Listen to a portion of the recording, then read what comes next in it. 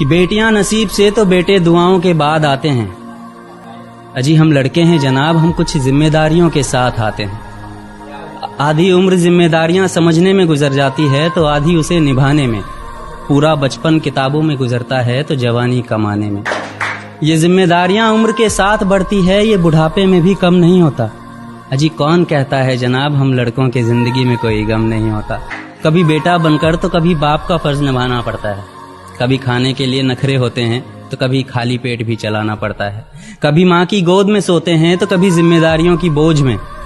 کبھی نوکری کی تلاش میں رہتے ہیں تو کبھی سکون کی کھوج میں.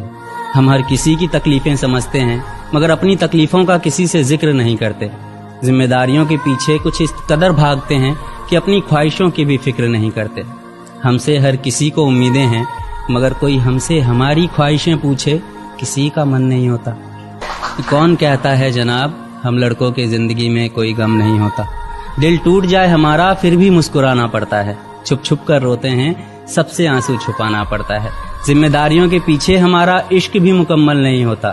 گھٹ گھٹ کر جیتے ہیں، ہنسنے مسکرانے کا بھی دل نہیں ہوتا.